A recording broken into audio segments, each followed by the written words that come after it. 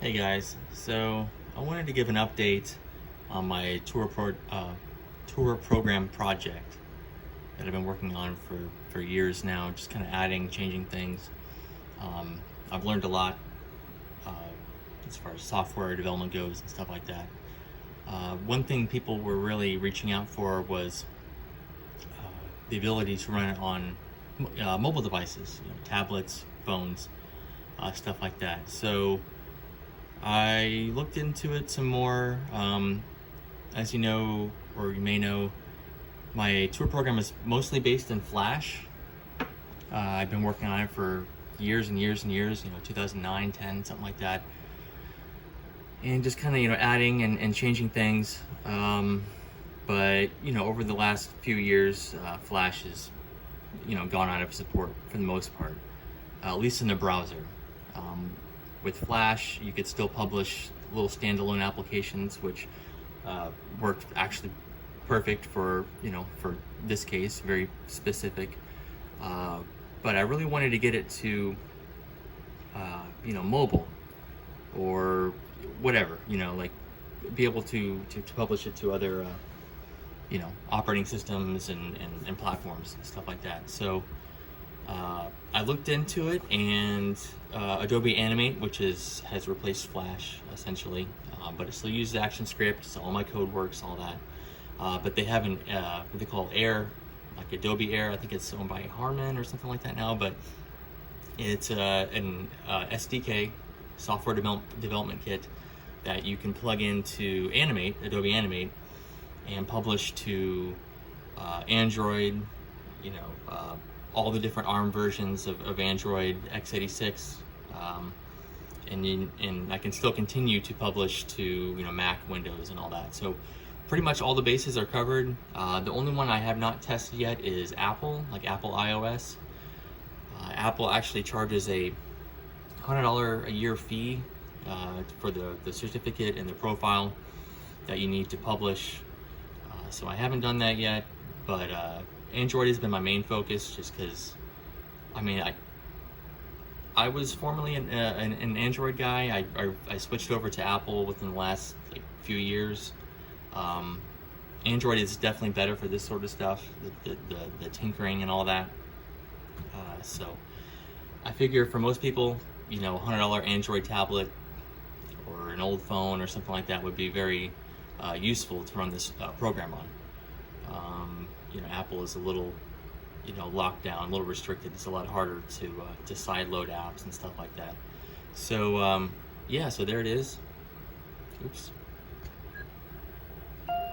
I'm actually not going to go over it too much in this state here, but you can take out my options there for Arduino and all that. One of the main things I want to show here is I was able to eliminate the need for a physical plug for the Arduino to work. Adobe Animate and AIR, they support network sockets natively, very easily. So basically I added this little guy, this little ESP module. I think it's ESP8266, I think is what it is.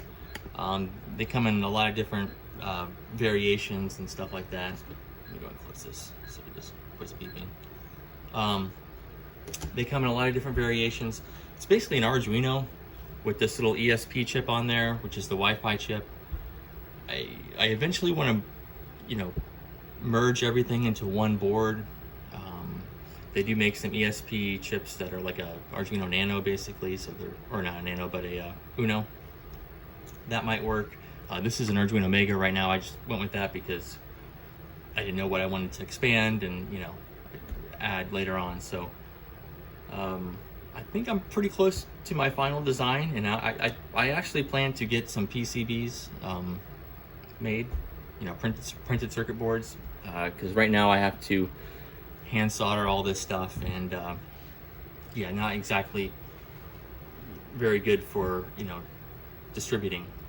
If I want to provide these to people and stuff like that, it's a lot of work to do it by hand. So if I can get the design finalized and get those printed, that'll make it a lot easier. But But yeah, basically this acts like a little Wi-Fi access point. So on the phone or computer or whatever, you connect to its Wi-Fi, which I call it Arduino, and that's pretty much it. And you open the tour program, and then you can do all the sounds. You can cue the sounds. It'll make the CD-ROM unit here blink at the appropriate times and all that. So basically, I eliminated the need for the COM port. I kind of moved it all over here to the Arduino, so makes it very agnostic. You can pretty much Mac, PC, anything I can put my tour program on is that has a Wi-Fi capability will work. One of the most recent things I'm excited about here too is this little dock here I bought. It's just a USB-C dock, and I used a little AV converter. So it converts the HDMI to to the old RCA plugs, composite for this old monitor, and it gets the power through the HDMI and everything. So I tried these little adapters before a long time ago. It was a VGA one, and it was garbage. Picture would be all weird, and I would have to reset it every time it lost power. This is very nice. Yeah, these have come a long way, and the HDMI just makes like a not pixel perfect image, but it's very nice. You don't have to screw with it. But basically, what I wanted to show here is you can just dock the smartphone, the Android. Let me see if I can get it to. Sorry, these CRTs are difficult to film, and it's focused on it. It'll kind of help a little bit, but yeah, I got my touchscreen on here, my overlay. The old school video input. This is my I-PAC over here for testing. So you can see this basically just mimics a keyboard. So pretty much everything supports a USB keyboard. So any kind of phone or whatever computer is gonna work with the I-PAC, which is very nice. This was set up for like an arcade type situation, just why it's got the arcade buttons on it. But this would be like the door switches. Some of the other stuff in the tour program, completely optional, but I was excited to see that it worked with this. But yeah, the big thing is the video and the touch. So the touch does work, which is nice. I got my little pre-boot environment here, so I can, Arduino on, off, stuff like that. But yeah, let's just go into the admin thing. Yeah, and you can actually turn the phone off, and it just basically acts like the the driver for the old screen. And it will charge through here as well. I hooked up USB-C power here, so it charges the phone. But yeah, let me. The only thing I have to change is because this touch overlay is a little bit larger than the actual screen. I'm gonna have to do some stuff with the software to kind of correct that. I couldn't find any kind of like Android screen calibration utility other than just like testing. Yeah, basically the alignment's a little bit off because it's a little bit wider than the screen, but I can fix that with software. But yeah, towards the center of the screen it's good, but like when you get more towards the outside, it gets a little off, but I can correct that. But yeah, so we'll turn the volume up on that. So this is going to control the Arduino over here. It's going to tell the Arduino to play a MP3 file, and I just plugged some headphones in there. But yeah, you can. I don't know if you can hear that or not, but. So it'll play the normal stuff out of the phone, or if you plug in a jack over here, that would go to your car speakers or whatever, or Bluetooth, or however you wanted to do it. I do eventually want to add Bluetooth to this as well, because right now it's just got the 3.5 millimeter jack. It'd be cool if you could just pair like a Bluetooth speaker, so you could have like the dinosaur noises and stuff like that on the outside with just a speaker. So, because on my Explorer right now, I have speakers like hardwired underneath the truck with the amp and everything. But I realize a lot of people are probably not going to want to do that. So just, you know, a nice Bluetooth speaker that you could pair to that and play the sounds would be really cool. But you can see the where you go. The speed, it's saying a question mark because I don't have the antenna plugged in, but that would be showing the GPS speed, and it's, yeah, literally just as simple as connecting to that Wi-Fi network there. I did test it on some older phones. So this is a S10, Galaxy S10, pretty modern, has the USB-C port. This is a Galaxy S6, which has the old, micro USB port. I don't know about the whole external display in that with this older phone. I've never tried it. I don't really plan to. I think most, even this is kind of an old phone now, so I'm trying not to focus too much on the old stuff. But if someone had an old tablet, it does work, and you can connect to the Arduino with the Wi-Fi and everything. You just probably won't be able to do a external display, at least very easily, or if you can, I'm just not familiar with it. But like I said, the I-PAC here, one thing I want to mention, the I-PAC does work. It just acts like a keyboard. So yeah, so that's oops, it's kind of getting blown out. Let me try to focus on it. Oops, there we go. So yeah, this is the different triggers for like the doors. That one resets the tour. But sorry, these are really hard to film, these old TVs, but you get the idea there. You wouldn't have to use an old TV. You could use some sort of other external monitor if you wanted to still do an LCD, or just do a sorry, hold on. Yeah, I'll just stop that. Yeah, you could just run the tablet in the dashboard if you wanted.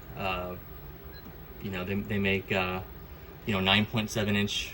I think that was an iPad's 9.7 inch. I think like the Galaxy Tab, like 3 or 4 is 9.7 inch, and it's 4x3 kind of square. This isn't 4x3 isn't perfectly square, but it's the same aspect ratio, so that would work really well inside the truck if you didn't want to do the old TVs. But yeah, I was just happy to see that the my little capacitive touch overlay does work with this, with Android. Pretty much everything works. I'm trying to think what else did I need to test. All my camera stuff works. Let me see if I get this to not bug out. Hold on, there we go. Like system. So you can see there, actually found 4 cameras. My tour program only supports 3, so I'm gonna have to kind of change that because this thing has a bunch of different cameras on it. So, but yeah, you can see there's the one camera. That's one of the front ones, so I can tell that's like the track camera. Which one? This one is the front one, so I'll make that the interior, and then this other wide angle one, make that the reverse, and save that. All the save features do work. It does write a little file to the phone to save the settings, so every time you open it, you don't have to do this again. What else? Yeah, I'm definitely gonna have to expand the way my program looks for cameras, because like I said, this phone has 4 and my thing only really looks for the first 3. So if you wanted to plug in like a USB webcam or something like that, you wouldn't be able to configure that. So I need to change that. That's one of the few things I need to change. But yeah, you can see here on this one only has 2 cameras. It has one back one and then one forward one. But no, hold on a second. Yeah, that's right. I was testing on this one. System, yeah. So you can see where it says setup. But yeah, so that would be, oops. So make that like a forward-facing one. Oops, hitting the button by accident. Make it like the track camera or whatever. And then this would be the forward-facing one. But yeah, you see this one only found 2 cameras, camera 0, camera 1. And if these were USB cameras, it would say, Microsoft Live Cam or, whatever, Logitech. I guess Android is just, camera 0, camera 1, very basic. But yeah, I also want to show too that everything still works as it should on full-blown Mac, Windows. See here, there's the application. And this would be the same too. You could just connect to the Arduino there, and it would operate the noises and the flashes. It would also do, kind of specific to my truck, but I have the plug there for the relays, so that would do the door locks and the headlights and all that stuff like that as well, all wirelessly, which is nice. There's no configuring the USB ports, the COM ports. If you can connect to it, wirelessly with Wi-Fi, it'll work. But yeah, all this works fine. Oops, let me go ahead and put it up here. Oops. Yeah. I'm gonna put it up there because this is sorry, this one's a touch screen and I have the mouse disabled there, but I'll just turn the Arduino off for now.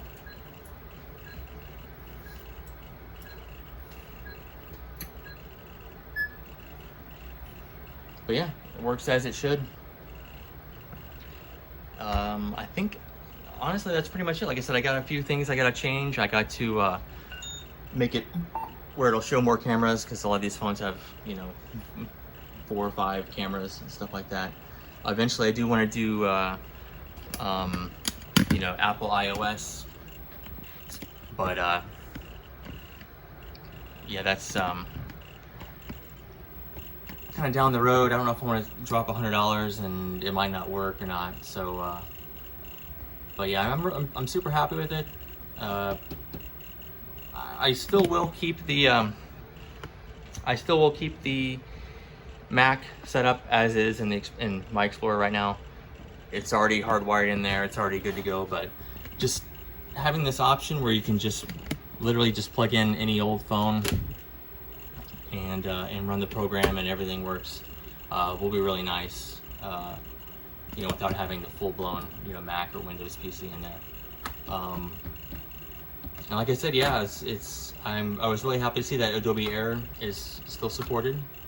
I know Flash is kind of dead in the browser sense. Like you can't just open a web browser and load a SWF Flash file, but the Adobe AIR packages it into a cross-platform package. So I was really happy to see that. I think that's all I wanted to cover. Oh, I did try a Raspberry Pi. Like I said, Flash is kind of weird, especially like Linux. So I couldn't find any kind of Flash players for was it Raspbian, which is like the normal Raspberry Pi operating system. I did load a version of Android on here. It was I forgot what it was called. There's a couple different ones you can load on here with Android. Everything worked okay, but like anytime there was a camera being drawn, it really went down to like 5 frames a second, and and I tried all kinds of different settings, direct to GPU, direct to processor and all this, and 64-bit, 32-bit, and it still was the same. So it did not work super great on the Raspberry Pi, but I think having it work with an old Android phone is probably going to be easier. These things boot up real quick, faster than the Arduino or the Raspberry Pi. Yeah, I think that's about it. Yeah, like I said, I want to eventually, tie this into all into one box, and it's all pretty simple stuff. Most of this was just software, coding. These are all kind of like off-the-shelf modules, we're just kind of putting together in a certain way. I also got this little clicker thing here. You can hear that thing making a noise. This little module here kind of emulates that old school, hard drive sound. I thought that was kind of cool. But yeah, I think that's pretty much it. If you guys have any suggestions, like I said, I will be providing this pretty soon. It's almost done. I will have to remove some of the stuff, like in my little media player thing here. I have like the full movie, like Jurassic Park, where you can play it. Oops. Yeah, I don't want to launch on that one. Launch it over here. I'll show you. Yeah, I'll show you what I'm talking about. But yeah, I don't want the thing to be like 3 gig or something like that either. So yeah, I'll show you what I mean here. Where I have like the movie and stuff where you can play it. It'll just play the full movie, but like I said, I'm not going to include that because it's just too big and it's copyright, protected and stuff like that. But I ripped these from my own DVDs and Blu-rays and stuff like that. So I'll probably have to take that feature out. But trying to think what else. I think that's pretty much it. Like I said, I was really happy to see that the I-PAC worked, the cameras worked fine. The external display with the adapters, like all the adapters worked really well. And the thing was only like 20 bucks on Amazon. So yeah, I was really happy to see that. The net socket thing really made everything much more universal. No configuration really required. Yeah, I'm pretty happy with it. Yeah, if you guys have any suggestions or advice, things you'd like to see, let me know in the comments. All right, thank you for watching.